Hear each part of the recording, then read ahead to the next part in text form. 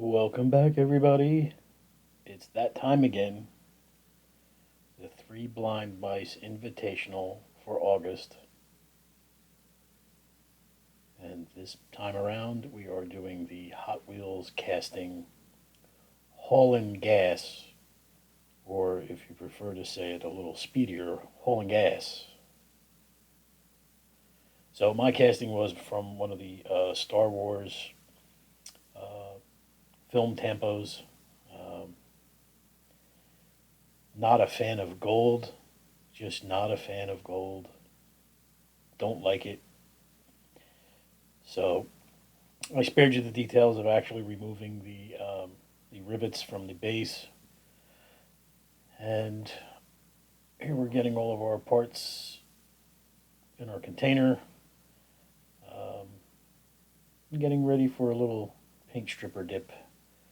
Um, these tampos on some of these specialty cars, like these movie cars that they've been putting out, um, just really wicked, man. I don't know what the base coats are, or how they're adhering these tampos to the bodies, but you'll see here that was after a 24-hour soak, and there was still some tempo left over. So, a job best suited for a wire wheel, or I could have dipped it again and let it sit, but I just grabbed a wire wheel and had at it. So, you'll see me getting all that ready here. And while you're viewing this, I hope everybody is safe and well. And hopefully, we're getting a little closer to getting back to somewhat normal. But hope everybody's safe. So here I'm using my cordless rotary tool with a beat up wire wheel. And don't forget your safety glasses. So I just sped this up so you don't have to sit through the entire agony in real time. But feel free to fast forward to the next segment if you don't want to sit and watch this. Um, this was still kind of gritty to get off, and I mean, I debated maybe going down to a like a 150 grit sandpaper, and then I'm like, no, because I don't have to sand the scratches from the sandpaper out. So I'd like to say I grinned and bared it or bore it, but I did not. I hated this because I don't know what this residue was. Um, I don't know if it's some sort of base coat that they put on a tampo before they put it on. But you can see it leaves a yellowish mark. Anyway, I got through it, and I got all of the tampo off, and now I'm just tapping the post before I get ready to prime and paint. So, again, I did not show my paint process. I was trying something different here, going outside of my own, trying to color outside of my own lines, or jumping out of the box a little bit. And I wanted to test my own skills here. So I opted to go for a two-tone paint color. Um, I think up until actually I was on Lee's live feed. I don't know what night he had that. It was Saturday or Sunday night. Maybe it was Monday. And I still hadn't made up my mind. And just under pressure, I think, I decided to go two-tone. And that's what I did. So I didn't show my painting. You will only see the after effects of the painting. But here is the tapping process to get the screws ready to be seated. And as you can see, it kind of leaves a little mess. And handy little brush keeps everything clean, because the worst thing you could do is get a metal shaving stuck in your arm while you're leaning on your work area. So we've got two screws ready to go.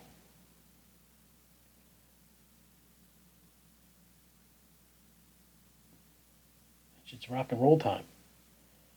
So get the screws back in our little parts container and move on to paint.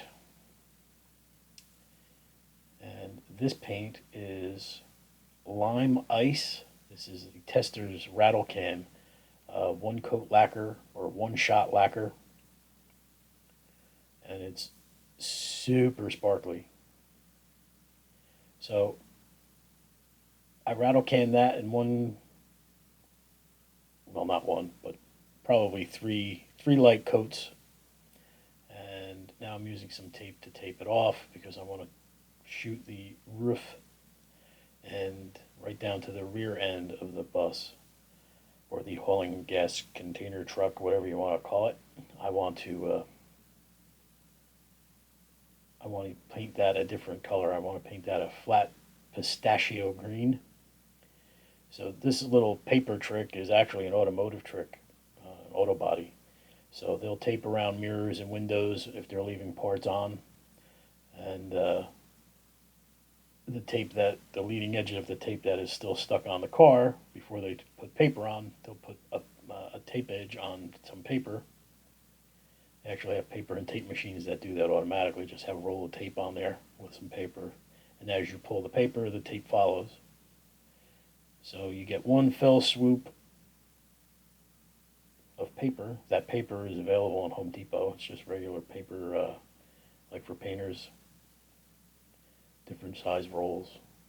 So I've already taped out the line that I want, and now I'm making my life a little easier by doing what I'm doing here with the paper. So the underside doesn't get any overspray in it, and now I'm just filling up the wheel wells with some tape.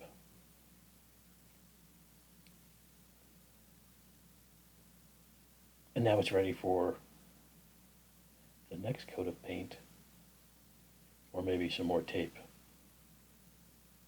Yeah, looks like some more tape. But I was a little nervous doing this because this was the first time I've attempted a two-tone job.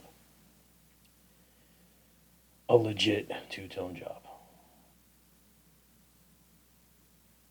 So that is, I believe it is Krylon.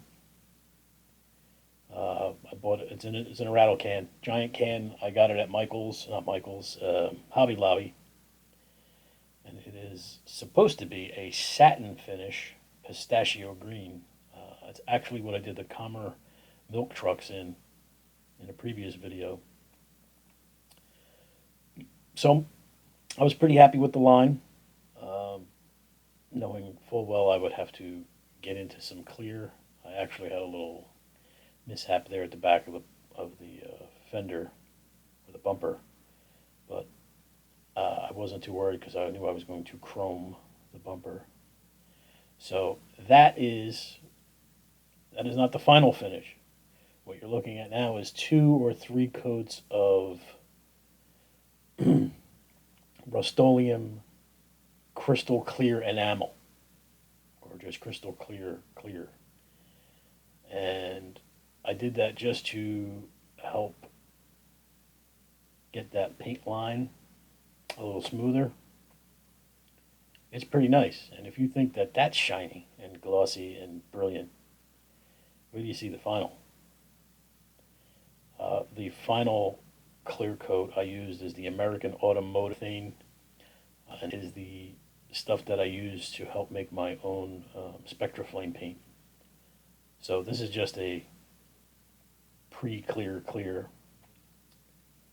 So here I am. I swapped out those gold rimmed wheels because I couldn't stand them, and I found some red lines with real riders that I had. And the metal base on this had those weird clips, so you have to cut your wheels out. And also, you wouldn't be able to, well, that's not true. In order to put these wheels back in, just plopping them in so they sit and seat right in, you have to take the little metal clips that held the originals in, and you have to file that away because there's no way you could move it or bend it so you could put new wheels in, new axles in, and then close it up. So I already did the rear axle with the Gorilla epoxy, which I love, by the way. It stinks to high heaven, but good stuff. So I did the rear wheels, that's already dry, and I did this for informational purposes so you can see how I actually did it. So even parts, I like to use a little extra hardener, only because I don't mess with it very long. I get done what I got to get done, and hope that the extra hardener helps it dry a little faster. I'm not sure if it does. In my head, it says that it does, but it remains to be seen. And you can see the big gloppy mess I made when I was putting the rear axle in. So what I'm doing here first is just getting some on a toothpick and getting some down in the channel where the axle is going to rest. And I want to get in. And by the way, this stuff does bond to metal. It's pretty sweet. So I didn't have to scuff up the metal or anything. I just went right in and put a little dab on each side, and then put the axle on top, let it rest, and push it down a little bit, and then go over with a little bit more material of the epoxy.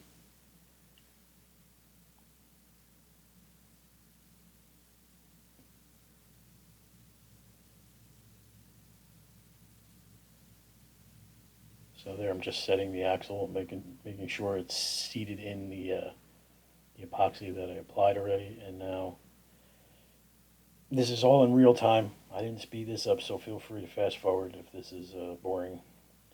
But this is just now putting a little extra epoxy over the top just to make sure it sets and it won't pop out. And that's pretty much it. It's a straightforward little process there.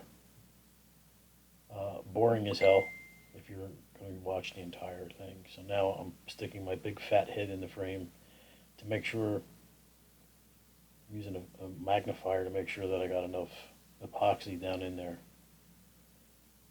Better to be safe than sorry. The old measure twice, cut once trick. So while there's still epoxy that's available to use, better to be on top of your game there and make sure everything is sealed up the way you want it.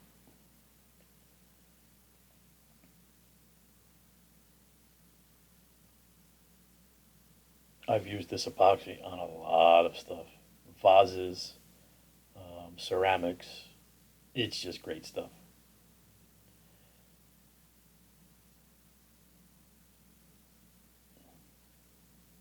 That's pretty much it. It's ready to go. I let it sit overnight. And I'm going to show you what I did for the front axles, because the original wheels that I had to replace, they weren't wide enough. So I needed to create a new axle. And this is a super fast and easy way. This is music wire, 0.25 diameter. I have a few bags of this stuff lying around. So basically what I do is I put the tip in a pair of pliers and I bend it to a 90-degree angle.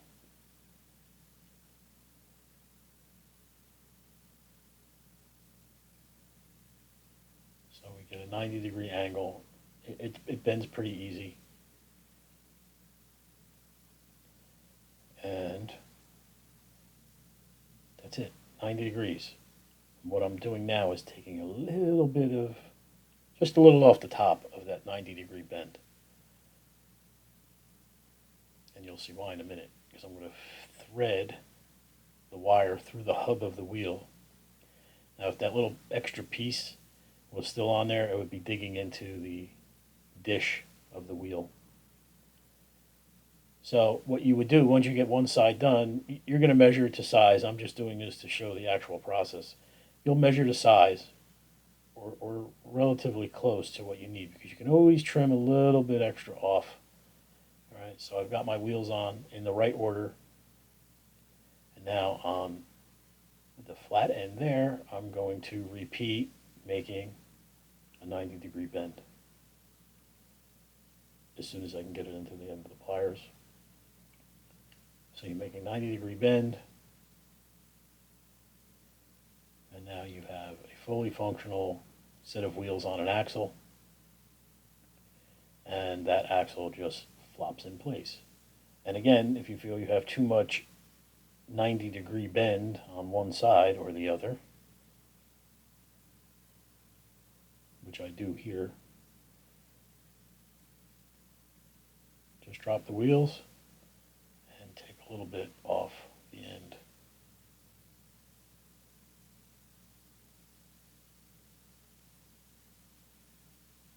And there it is. It's as easy as that. And if you don't mind that look, then you'll always be able to make a fast and easy job of music wire and wheels and your axles. You can custom cut any size you need. So that's how I did that. So here is the dried, fully dried first version of clear, which is the crystal clear enamel from Rust-Oleum. And I'm putting myself through the paces of all the little tiny detail work. So I only show the two front marker lights. I didn't show any other of the rest of the details that I did on this model, because there's a lot. Marker lights on the top, the chrome bumpers, the door handles, the rear tail lights, the marker lights, the grill. So this is just a little bit of what I do on little tiny details. I'll use the tip of a toothpick. I'll even, if I overdo it with some paint, I'll throw another toothpick or the tip of the one that I'm using in some lacquer thinner and remove paint. So that's where I started, and I did all the other little details, and here you can see my chrome strip around the side and a final 2 coats of the American Automotive Clear. That is not buffed, that is not polished, that is straight the way it ended up, and a 24-hour dry. So you can see all the little details now. They were cleared over, so they shouldn't flake. Not that anybody's going to be playing with this, but get my marker lights in the rear. I did a little black wash on the grill in the front, and that is the top where your fuel door is on the top of the rig. That's Krylon chrome. And we all know that it doesn't spray chrome. It actually comes out looking like aluminum, which is why I decided to do that. And you'll see a good head shot or a top shot of that in a second. So this has to be the most detail I've put into a model so far on one of these. I've done a lot of decal work, but this is maybe the most attention to detail with paint. And I was a little nervous, I'd never done a two-tone, and basically didn't get this idea in my skull until Monday or Tuesday, and just rolled with it. And luckily, no mishaps along the way, which is rare. And here we are just buttoning it up. And you can see the rotisserie is all ready to go. It's already spinning. And I used gloves, even though it was a 24-hour dry on the urethane, that final coat. I didn't want to get any fingerprints bedded in there because I knew I'd be manhandling the vehicle while I was putting it together. So that's why the gloves are on. And there it is. That is some super cool paint. I've never used that